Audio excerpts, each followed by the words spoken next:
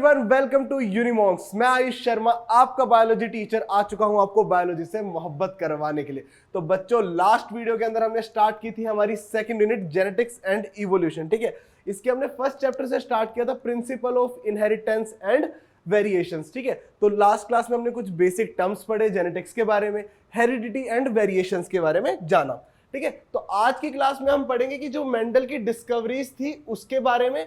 ठीक है, Mendelian patterns of inheritance के बारे में कि क्या क्या चीजें थी जो मेंडल ने डिस्कवर करी, क्या टेक्निक्स थी और क्या क्या उन्होंने अपने पोस्टुलेट दिए और क्या क्या रीजंस थे कि इसके जो वर्क था, जो मेंडल का वर्क था, उसको 34 इयर्स लगे प्रूव होने के लिए। ठीक है, दूसरा हम मेंडेलियन इनहेरिटेंस पढ़ेंगे through monohybrid and dihybrid cross के थ्रू। ठीक है बच्चों, चलो फिर शुरू करते हैं आज का लेक्चर। सबसे पहले डिस्कवरी ऑफ मेंडल। ठीक है बच्चों, अगर मेंडल की बात करें तो मेंडल का जो बर्थ था वो ऑस्ट्रिया के एक पार्ट में हुआ जो अब चेक रिपब्लिक कंट्री के अंदर आता है। ठीक है, इनका बर्थ हुआ 1822 में। ठीक है, और इनकी डेथ हो गई थी 1884 के अंदर। ठीक है, कहां इनका बर्थ हुआ मैंने आपको बताया। अगर जगह की हम बात करें तो कौन सा था, सिलिसियन। ठीक है, सिलिसियन के अंदर इनका बर्थ हुआ। ठीक है, ये एक काफी मतलब ऐसा नहीं कि बहुत ही बड़ी फैमिली, एक नॉर्मल फैमिली से आते थे। इन्होंने अपनी एजुकेशन कंप्लीट करी, ठीक है, साइंस के फील्ड में ही। और एजुकेशन जब इन्होंने कंप्लीट करी तो ये मोनेस्ट्री के अंदर ही एक प्राइस्ट की पोस्ट पे लग गए, मतलब एक प्राइस्ट बन गए। वहां इन्होंने क्या किया, वहां उन्होंने जो गार्डन थे मोनेस्ट्री के, उनके अंदर पी प्लांट को काफी स्टडी किया। ठीक है, उनके ऊपर वेरिएशंस देखी उनकी अलग अलग जनरेशन के अंदर।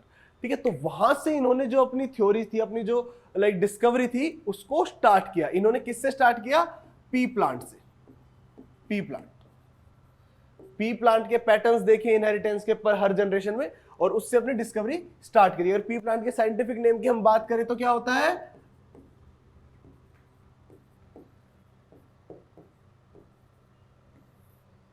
Pisum sativum.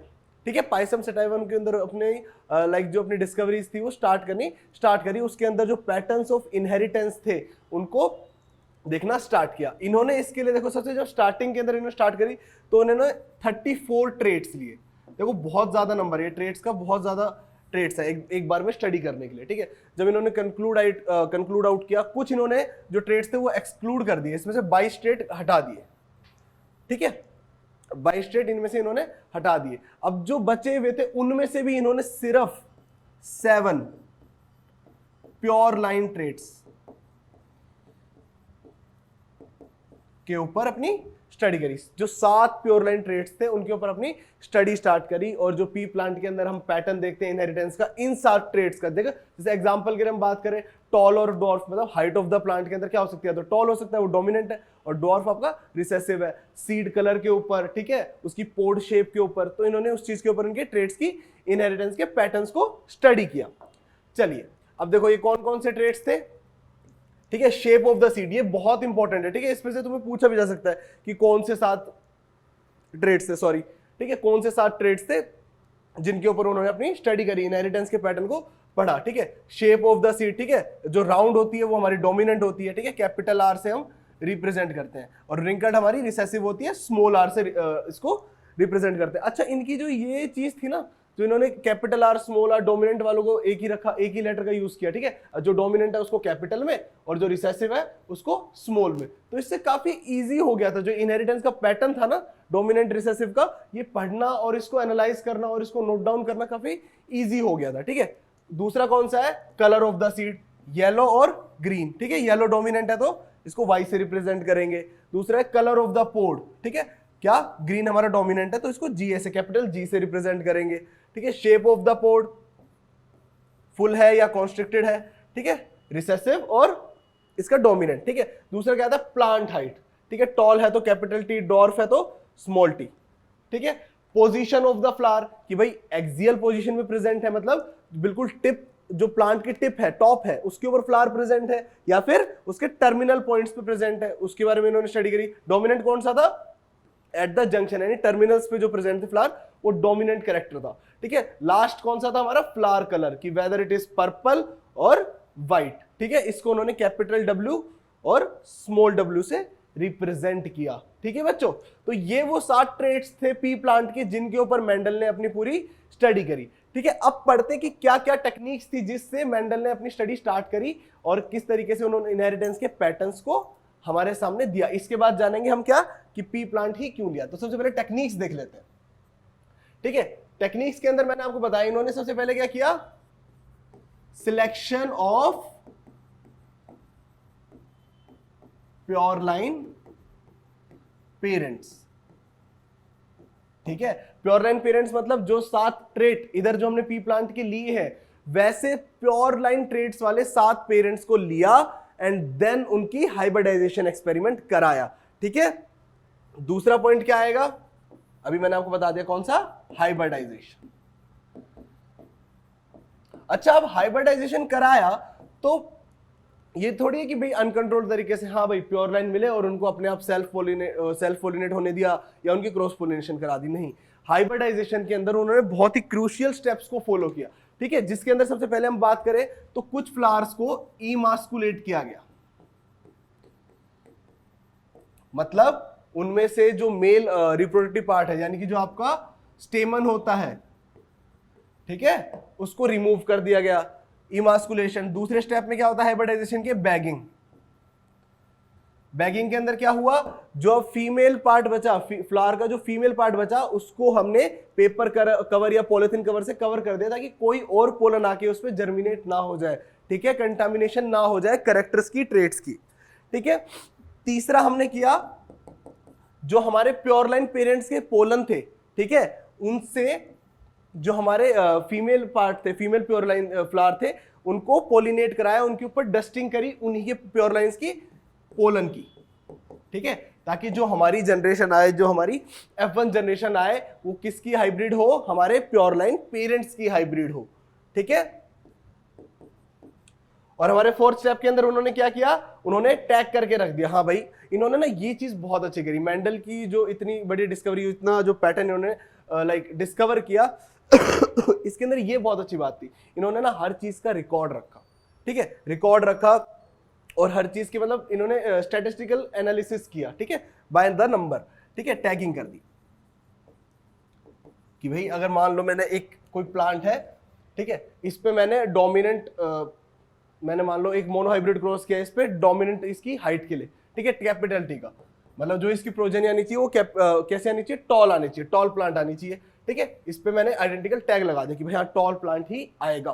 ठीक है, और फिर उसकी प्रोजेनी को जब वो आए, जो उसके सीड्स आए, एंड देन उसको कलेक्ट किया। ठीक है, तो 5th स्टेप में क्या किया, जो भी उसके प्योर लाइन आए, जो भी प्योर लाइन इंडिविजुअल आए, उनके सीड्स को कलेक्ट किया, F1 के जो सीड्स थे उनको कलेक्ट किया एंड देन उनको हाइब्रिडाइज कराया, उनकी सेल्फ पोलिनेशन कराई एंड देन उससे क्या हुआ, हमारी F2 जनरेशन हमारे पास मिली। तो इससे क्या फायदा हुआ, इनको मोनोहाइब्रिड क्रॉस के और डाइहाइब्रिड क्रॉस के कुछ रेशियो मिले थे। ठीक है, ये हम आगे पढ़ेंगे। तो इससे पहले हम जानते हैं अब इन्होंने कि भाई पी प्लांट ही क्यों लिया, मतलब क्या ऐसी चीज थी कि उन्होंने पी प्लांट ही सिलेक्ट किया, कोई और चीज, कोई और प्लांट या कोई और फ्लावरिंग प्लांट सिलेक्ट नहीं किया। ठीक है, इसमें थे जो पी प्लांट हमें बेनिफिट्स प्रोवाइड करता है। ठीक है, इसमें सबसे पहला क्या है कि pure variety of pea plant were available, मतलब कि जो प्योर वैरायटी होती है पी की, मतलब वॉयलेट कलर के फ्लावर, व्हाइट कलर के फ्लावर, चाहे डोमिनेंट हो चाहे रिसेसिव हो, वो इजीली अवेलेबल होती है। ठीक है और क्या होता है, P plant shows a number of easily detectable contrasting trait. P plant क्या करते हैं, जो इजीली कॉन्ट्रास्टिंग ट्रेट हो, जैसे क्या बताया मैंने आपको, या तो टॉल प्लांट होगा, ये डॉर्फ प्लांट होगा, ये जो 2 कॉन्ट्रास्टिंग ट्रेट है ये इजीली शो करता है, इजीली डिटेक्टेबल कॉन्ट्रास्टिंग ट्रेट्स है जो वो शो करता है। तीसरा क्या होता है, flower structure of pea plant is such as to allow controlled breeding, मतलब इसका फ्लावर स्ट्रक्चर ऐसा नहीं है जिसमें बहुत ही क्रूशियल स्टेप्स लेने पड़ते हो, या फिर इनके हाइब्रिडाइजेशन कराने के लिए या पोलिनेशन कराने के लिए किसी एजेंट वगैरह की जरूरत पड़ती हो, या फिर मतलब बहुत हार्ड हो कि पोलिनेट करा सके, इनका हाइब्रिडाइजेशन करा सके। बहुत इजी फ्लावर स्ट्रक्चर है जिसको आप इजीली एक्सपेरिमेंट के लिए ले सकते हैं। ठीक है, 4th पॉइंट क्या है, plant have shorter life span and gives result in 3 months. एक तो क्या है कि मतलब कई प्लांट्स क्या होते हैं, उनकी जो लाइफ स्पैन होती है बहुत ज्यादा होती है, तो उनके ऊपर आप हाइब्रिडाइजेशन जो एक्सपेरिमेंट्स है वो नहीं कर सकते, क्योंकि उनका जो लाइफ स्पैन है वो ज्यादा है, तो वो रिजल्ट देंगे, जो प्रोजेनी देंगे, जो आपको रिजल्ट देंगे वो एक लॉन्ग टर्म में देंगे। ठीक है, बट पी क्या करता है, सिर्फ 3 मंथ्स के अंदर प्रोजेनिस प्रोड्यूस कर देता है। तो इट इज इजी कि उसकी जो भी प्रोजेनी, जो भी सीड्स आएंगे, उसको देख के हम हमारे जो रिजल्ट्स हैं वो कंक्लूड कर सके। ठीक है, शॉर्टर लाइफ स्पैन। पांचवा क्या है, a large number of seeds were produce पर प्लांट, मतलब जो नंबर ऑफ द प्रोजेनी है, नंबर ऑफ इंडिविजुअल प्रोड्यूस्ड है वो बहुत ही ज्यादा है। तो इसके अंदर हम पैटर्न ऑफ इनहेरिटेंस बहुत ही इजीली डिटेक्ट कर सकते हैं कि क्या क्या चीज इनहेरिट हुई है, क्या क्या पैटर्न्स है इनहेरिटेंस के। और सिक्स्थ और लास्ट क्या है, easy maintenance and need less after care, मतलब आपको ज्यादा मेंटेनेंस करने की जरूरत नहीं कि हाँ भाई हर टाइम आपको प्लांट की देखभाल करके रखनी पड़ती होगी। तो बच्चों इसका जल्दी से स्क्रीनशॉट ले लो, ठीक है। इसमें से क्वेश्चन आ सकता है कि भाई क्यों ही सिलेक्ट किए, ठीक है, आपके ऑप्शनल क्वेश्चन आ सकते हैं कि क्यों सिर्फ पी प्लांट ही सिलेक्ट किए, ठीक है। अभी भी कोई डाउट लग रहा है कमेंट सेक्शन में जल्दी से बता दो, ठीक है। अब आता है कि non recognition of Mendelian work. क्या हुआ था जब मेंडल ने अपनी सब ये थ्योरीज दे दी, ठीक है, मेंडल ने अपनी जो ये पोस्टुलेट्स थे, जो अपने पैटर्न ऑफ इनहेरिटेंस थे, जो उन्होंने स्टैटिकल डाटा के थ्रू एनालाइज किया था, ये 1866 के अंदर पब्लिश करा दिया था। किसके अंदर, proceeding of brown natural science society, ठीक है, ये आएगी ब्राउन, ये जगह का नाम है बच्चों, ठीक है, ब्राउन नेचुरल साइंस सोसाइटी के अंदर, ठीक है। इन्होंने उसके एक किसी भी मतलब आप समझ लो मैगजीन या फिर उसके इसमें पोस्टुलेट ये पब्लिश करवा दिया था। तो क्या था, अब सभी लोगों तक ये पैटर्न्स पहुंच नहीं, मतलब ये जो इनके पोस्टुलेट थे, जो भी इन्होंने थ्योरी दी, ये सभी लोगों तक पहुंच ही नहीं पाई, ठीक है। इसलिए जो इनके काम है इसको बहुत ही लंबे समय तक कोई रिकॉग्निशन मिला ही नहीं, किसी ने पहचाने नहीं, भाई किसी ने इनहेरिटेंस के ऊपर भी काम किया हुआ है, ठीक है। तो इसके रीजंस के बारे में पढ़ेंगे। पहला क्या था, limited circulation of the proceeding of brown natural science society, ठीक है। जो इनके जो पोस्टुलेट जिसमें पब्लिश हुए थे उसका उसको बहुत ही लिमिटेड सर्कुलेशन था, मतलब बहुत ही लिमिटेड एरिया तक उसके जो पोस्टुलेट थे वो सर्कुलेट हुए, ठीक है। दूसरा क्या था, the scientific world was being rocked by Darwin's theory of evolution at that time. और दूसरा क्या था, जो डार्विन ने थ्योरी दी थी इवोल्यूशन की, वो सेम टाइम पे आई थी। तो क्या हुआ, लोगों ने इनकी तरफ, मेंडल की तरफ ज्यादा ध्यान नहीं दिया, वो सब डार्विन की जो थ्योरी ऑफ इवोल्यूशन थी उससे पहले ही अमेज थे, ठीक है, उस पर ज्यादा ध्यान दे रहे थे, इनकी थ्योरी पे किसी ने ध्यान ही नहीं दिया। तीसरा क्या है, there was no physical proof for the existence of factor और the material they were made of, ठीक है, मतलब उधर अब तक जीन के बारे में किसी ने कुछ बताया नहीं था। जिस फैक्टर की बात इधर मेंडल ने करी है, जो ट्रेट्स शो होते हैं जिनकी वजह से, ठीक है, जो फैक्टर्स है जिनकी वजह से ट्रेट्स शो होते हैं, उनकी बात अब तक हुई नहीं थी, उनको कोई नाम ही नहीं था, ठीक है, बेनाम थे वो बिल्कुल, ठीक है। फोर्थ क्या था, Mendel conclusion about heredity were ahead of his time, ठीक है। He used statistical method and mathematical logic which were unfamiliar to other biologists at that time. क्या था कि उसने समय से बहुत ही आगे की खोज कर ली थी, एक तरीके से ये समझ सकते हो। क्या हुआ, जो उस टाइम के बायोलॉजिस्ट थे उन्होंने एक्सेप्ट ही नहीं किया, भाई एक मैथमेटिशियन आएगा, उन्होंने स्टैटिस्टिकल और क्या नाम है मैथमेटिकल लॉजिक्स लगाएगा और हेरिडिटी के पैटर्न्स को या इनहेरिटेंस के पैटर्न को बता देगा, उन्होंने ये चीज एक्सेप्ट ही नहीं करी, ठीक है। और पांचवा क्या था, lack of aggressiveness in his personality, मतलब मेंडल ने भी अपने काम को इतना ज्यादा मतलब इलेबोरेट करके दुनिया के आगे रखा ही नहीं, ठीक है, उन्होंने ध्यान ही नहीं दिया इस चीज पे। बट ऐसा नहीं है उनके काम को 34 इयर्स बाद अपने आप ही मिली, नहीं, अपने आप कोई रिकॉग्निशन नहीं मिलती है। क्या हुआ था, मेंडल का जो काम था, ठीक है, 3 साइंटिस्ट थे हमारे, उन्होंने रीडिस्कवर किए जो इनहेरिटेंस के पैटर्न थे, जो मेंडल के पोस्टुलेट्स थे, जो मेंडल की थ्योरी थी, उसको रीडिफाइन किया। कौन कौन से साइंटिस्ट थे, इन साइंटिस्ट के नाम जान लो, इन्होंने रीडिस्कवरी करी थी, ठीक है। कौन कौन से साइंटिस्ट थे, और ये नहीं इन्होंने मिलके करी थी, इंडिविजुअली अलग अलग जगह पे करी थी। कार्ल कोरेंस, ठीक है, एक आपके थे टेस्मार्क, ठीक है, और आपके थर्ड थे ह्यूगो डे वेराइस, ठीक है बच्चों। ये 3 साइंटिस्ट थे, इन्होंने मेंडल के जो तीनों पोस्टुलेट थे, तीनों डिस्कवरीज थी, भाई उनको इंडिविजुअली स्टडी किया था और अपने अलग अलग लॉ दिए थे, जैसे आपका law of dominance, law of independent assortment, ये सब के बारे में, ठीक है। इन सब के बारे में हम आगे पढ़ेंगे, बट आपको अगर नाम पूछ लिया जाएगा भी क्वेश्चंस में कि किसने रीडिस्कवरी करी थी मेंडल के वर्क की, तो Carl Correns, Tschermak and Hugo de Vries, ठीक है बच्चों। चलो फिर आगे चलते हैं, ठीक है। अब हमने मेंडल के काम के बारे में पढ़ लिया, अब पढ़ते हैं मेन उसने जो थ्योरीज दी थी वो किस बेसिस पे दी थी, ठीक है। मैंने आपको बताया मेंडल ने क्या किया था, प्योर लाइंस लिए, उनकी हाइब्रिडाइजेशन कराई, ठीक है। हाइब्रिडाइजेशन किस तरीके से कराई वो स्टेप बताए, ठीक है। हाइब्रिडाइजेशन में उन्होंने मोनो हाइब्रिड क्रॉस कराए एंड आपके डाई हाइब्रिड क्रॉस कराए। अब इन चीज के बारे में पढ़ेंगे। अब मोनो हाइब्रिड क्रॉस क्या होता है, ठीक है।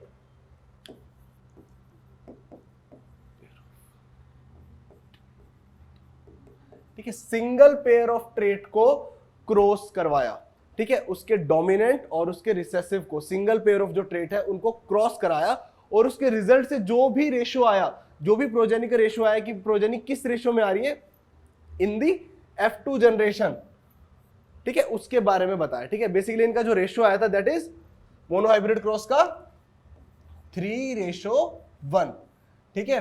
3 वो होंगे जो डोमिनेंट कैरेक्टर शो कर रहे होंगे, मतलब 3 के रेशियो में आएंगे, और 1 होगा जो आपका रिसेसिव कैरेक्टर शो कर रहा होगा। ठीक है, क्रॉस को देखे, देखो इन्होंने क्या लिया, येलो सीड कलर के बारे में लिया। ठीक है, ग्रीन क्या है इधर हमारा रिसेसिव होता है।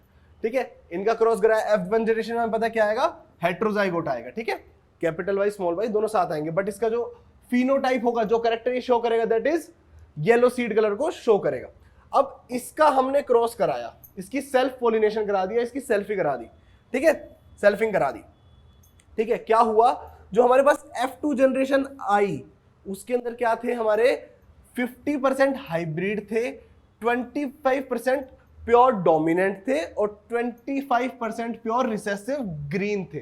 ठीक है, और अगर हम इसका फिनोटाइपिक रेशियो फाइंड करें, अगर फिनोटाइप देखें भाई क्या क्या कैरेक्टर ये शो कर रहे थे, दैट इज 3 आपके कैसे हैं येलो और 1 आपका कैसा है रिसेसिव। तो फिनोटाइपिक रेशियो इधर कैसा आया इसका 3:1। तो जो कंक्लूजन था मोनोहाइब्रिड क्रॉस का दैट इज कि भाई फिनोटाइप जो आएगा इन दी F2 जनरेशन, अगर हम किसी भी सिंगल ट्रेट का क्रॉस कराते हैं तो उसकी F2 जनरेशन के अंदर जो उसका फिनोटाइपिक रेशियो आएगा दैट विल बी 3:1। 3 ऐसे इंडिविजुअल जो डोमिनेंट कैरेक्टर शो करेंगे और एक सिंगल इंडिविजुअल या फिर कह सकते हैं 1 के रेशियो में ऐसा इंडिविजुअल आएगा जो रिसेसिव कैरेक्टर शो करेगा। ठीक है, तो मेन इसका यही था कि इसका जो फिनोटाइपिक रेशियो था इन्होंने बताया, phenotypic ratio of F2 generation अगर हम मोनोहाइब्रिड क्रॉस करते हैं दैट इज योर 3:1। ठीक है बच्चों, चलिए अब आगे चलते हैं। अब आते हैं हमारे डाई हाइब्रिड क्रॉस के। ठीक है, डाई हाइब्रिड क्रॉस, डाई नाम से ही पता लग रहा है कि मतलब क्या हो रहा है, इधर हम 2 ट्रेट्स को, ठीक है, 2 ट्रेट्स को कंबाइंड करके, मतलब 2 पेयर ऑफ ट्रेट को कंबाइंड करके उनके बीच में क्रॉसिंग करवा रहे हैं। मतलब 2 हमने डोमिनेंट ट्रेट लिए 2 पेयर, और हमने 2 ही पेयर क्या लिए रिसेसिव ट्रेट लिए। हमने यहाँ क्या क्या लिया, हमने लिया यहाँ पे येलो सीड कलर और हमारा सीड शेप राउंड। ठीक है, 2 कलर हमने 2 लिए थे ट्रेट, डोमिनेंट में कौन सा येलो, तो हमारा हो गया सीड कलर, और सीड शेप हमने कैसे ली राउंड। ठीक है, 2 कॉन्ट्रास्टिंग ट्रेट हो गए, हमने पढ़े थे, अभी आपको बताया था मैंने कौन कौन से ट्रेट थे। ठीक है, और दूसरे रिसेसिव में कौन से हो गए हमारे ग्रीन सीड कलर और रिंकल्ड सीड। ठीक है, ये 2 कॉन्ट्रास्टिंग ट्रेट्स थे।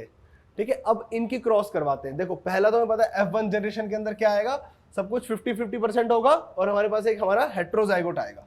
ठीक है, जिसके अंदर 50% हमारे डोमिनेंट कैरेक्टर होंगे दोनों साइड के, और 50% ही हमारे रिसेसिव कैरेक्टर होंगे।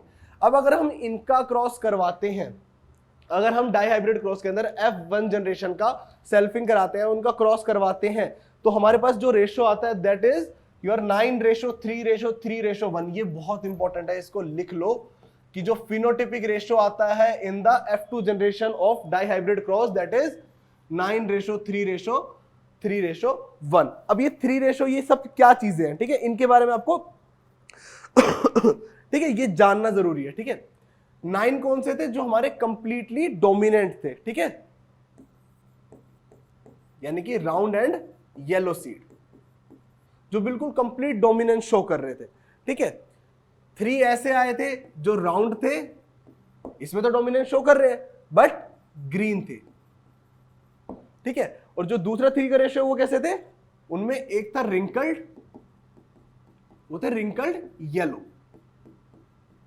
मतलब ये जो 2 बीच वाले हमारे हाइब्रिड्स आए, इनके अंदर क्या था, एक ही पेयर का जो ट्रेट था, एक single pair of trait is dominant. ठीक है, और जो ये रेशियो जिसका रेशियो 9 है, इसमें क्या थे, सभी डोमिनेंट कैरेक्टर्स आए थे। मतलब जितने भी ट्रेट्स आए थे सभी डोमिनेंट थे। मतलब अगर हम बात करें तो इस 9 अगर रेशियो बात करें तो उसका इस तरीके से आप समझ सकते हो। ठीक है, 3 वाले का क्या होगा, इसके अंदर 50-50% आया। ठीक है, अगर येलो कलर है तो इसके रिंकल्ड सीड्स हैं स्मॉलर। ठीक है, और इसके अंदर क्या है, अगर रिंकल सीड्स है तो येलो कलर है। ठीक है, येलो कलर रिंकल सीड्स, ऐसे। ठीक है बच्चों, और क्या था, सिर्फ 1% मतलब 1 के रेशो में ही ऐसे आए जो कंप्लीटली रिसेसिव थे, जो रिंकल्ड भी थे और ग्रीन भी थे। ठीक है, ये कौन से हैं हमारे, रिंकल्ड ग्रीन। ठीक है बच्चों, तो इन्होंने डाई हाइब्रिड क्रॉस के अंदर बहुत ही इंपॉर्टेंट बात यहां पे बताई। क्या बताई, इन्होंने बताया in the dihybrid cross the phenotypic ratio, मतलब जो ट्रेट शो होते हैं that is not similar to monohybrid cross. 3:1 नहीं आता है उनका, जो रेशियो आता है फिनोटाइप का 3:1 नहीं आता है। वो कितना आता है हमारा, 9:3:1, 3:3:1। ठीक है, ये चीज बिल्कुल याद कर लो इसको। अब जितने भी डाई हाइब्रिड क्रॉस होंगे, किसी भी आप 2 कैरेक्टर लीजिए, 2 पेयर ऑफ ट्रेट्स लीजिए, उनका जब भी आप क्रॉस करवाएंगे उसका रेशो सिमिलर आएगा। ठीक है, इन्होंने कितने, अगर इसकी सीड्स की बात करें ना, इन्होंने सैंपलिंग साइज लिया था, स्टैटिस्टिकल डाटा लिया था, मैंने आपको बताया नंबर के साथ इन्होंने बहुत अच्छे से खेला था। इन्होंने 506 सीड्स लिए। ठीक है, किसके, हमारे F1 जनरेशन के जो प्रोड्यूस हुए थे। एंड देन जब इनका डाई हाइब्रिड क्रॉस कराया और उनके पास प्रोजेनी प्रोड्यूस हुई, तो उसके अंदर से अगर आप देखेंगे ना, तो कुछ ऐसे थे, क्या नाम है आपको, 336 सीड्स हो गए आपके कैपिटल वाई कैपिटल आर वाले, मतलब जो कंप्लीटली राउंड येलो थे। फिर कुछ आ गए जो आपके कैसे थे, राउंड ग्रीन। फिर कुछ आ गए जो आपके रिंकल्ड येलो थे, और कुछ बिल्कुल जो बचे उसके 1% के हिसाब से अगर आप लगाए तो वो कितने थे हमारे, रिंकल्ड ग्रीन, जो कंप्लीटली रिसेसिव शो कर रहे थे। इन्होंने नंबर ऑफ सीड्स के साथ बहुत ज्यादा खेला है। चलो बच्चों, यहां तक समझ में आया डाई हाइब्रिड क्रॉस तक। तो अब आगे चलते हैं कि हम इनका इनहेरिटेंस का जो पैटर्न है वो फॉलो करते आ रहे हैं। Dihybrid cross, monohybrid cross के रेशो आज तक फॉलो करते आ रहे हैं। ठीक है, तो कुछ ना कुछ रीजन रहा होगा इनके इन सभी पोस्टुलेट्स के, है ना, कामयाब होने का, सक्सेस का कुछ सीक्रेट रहा होगा। तो उस चीज के बारे में हम जानेंगे भाई क्या क्या रीजंस थे मेंडल के सक्सेस के। ठीक है, सबसे पहले अगर हम बात करें, Mendel select only pure breeding varieties of P for his experiment. ये मैंने आपको पहले ही बताया था, इसने सिर्फ प्योर ब्रीडिंग वेराइटीज ली थी, जिसकी वजह से क्या हुआ ठीक है, जो लिंकेज वगैरह के चांसेस वगैरह होता है, तो वो वाले उसके पास केस ही नहीं आए। He took 2 years from 1857 to 1859 for checking that his experimental materials are pure line. तो इसने बहुत ही स्ट्रिंजेंट चेकिंग करी थी कि जो भी प्लांट्स की हाइब्रिडाइजेशन करा रहा है वो प्योर लाइन है या नहीं है। ठीक है, दूसरा, Mendel took only those traits for his studies which did not show linkage, interaction और incomplete dominance। मैंने बताया आपको, ऐसे कुछ भी मतलब लिंकिंग जीन्स के बारे में या लिंकिंग ट्रेट्स के बारे में इन्होंने लिए ही नहीं, प्योर लाइन नहीं, जिनके अंदर बिल्कुल डिस्टिंक्टिव कैरेक्टर्स थे। देखिए, टॉल है, डॉर्फ है, येलो ग्रीन, बिल्कुल डिस्टिंक्टिव कैरेक्टर। कोई बीच का, जैसे अगर आप येलो ग्रीन की बात करें तो कोई बीच का कलर नहीं आ रहा है, हाँ भाई स्काई ब्लू या डार्क ग्रीन कलर कोई कलर आ रहा है, नहीं। इन्होंने 2 बिल्कुल अलग अलग ट्रेट्स के ऊपर, ठीक है, जो कॉन्ट्रास्टिंग ट्रेट थे एक दूसरे के, उनके ऊपर स्टडी करी। तीसरा क्या है, character chosen by Mendel have distinctive contrasting trait like tall, dwarf और ग्रीन येलो। ये चीज मैंने अभी आपको बताई। ठीक है, Mendel studied the inheritance of a character for 3 और मोर जनरेशन। मतलब उसने जो इनहेरिटेंस था किसी कैरेक्टर का, उसको F1 जनरेशन भी देखी, फिलियल 1 जनरेशन, F2 जनरेशन का भी उसका क्रॉस कराया, और F3 तक भी वो गए। उन्होंने मोर देन 3 जनरेशन भी उनके क्रॉस कराए, और देन उन्होंने क्या किया, उनके जो इनहेरिटेंस पैटर्न थे कि जो ट्रेट्स हैं जैसे टॉल, डॉर्फ या फिर येलो सीड कलर, कुछ भी, ठीक है, उनको स्टडी किया वो किस तरीके से फ्लो हो रहे हैं। और अपने जो एक्सपेरिमेंटल रेशियोज आए थे, फिनोटिपिक रेशियो आए थे हमारे, जैसे डाइहाइब्रिड को क्या था 9:3:1। ठीक है, देन उन्होंने ये सब चीजें हमारी पोस्टुलेट आउट करी, यानी कि दी। ठीक है, he performed reciprocal cross and raised large progenies. मैंने आपको बताया क्या किया उन्होंने, जो हमारे हाइब्रिड्स आए F1 जनरेशन के, उन्हें की सेल्फ पोलिनेशन करा दी और लार्ज नंबर ऑफ प्रोजेनिस दी। और किसी भी ट्रेट को, जब वो एक ट्रेट दूसरी जनरेशन में क्या ना पास आउट होता है, अगर उसकी लार्ज नंबर ऑफ प्रोजेनिस है तो बहुत ईजी होगा उस ट्रेट को डिटेक्ट करना, या उस ट्रेट में जो भी चेंज आता है उसके फ्लो में, ठीक है, उसके पैटर्न ऑफ इनहेरिटेंस को स्टडी करना इन द लार्ज प्रोजेनी बहुत ईजी हो जाता है। ठीक है, He took care to avoid contamination from foreign pollen grains brought by insect। ये चीज मैंने आपको बताई थी। उन्होंने क्या किया था, इमास्कुलेशन किया था, एंड देन उसके बाद बैगिंग करी थी, जिससे कोई फॉरेन पोलन ग्रेन आके जर्मिनेट ना कर जाए उनके प्योर लाइन फ्लावर के ऊपर। ठीक है,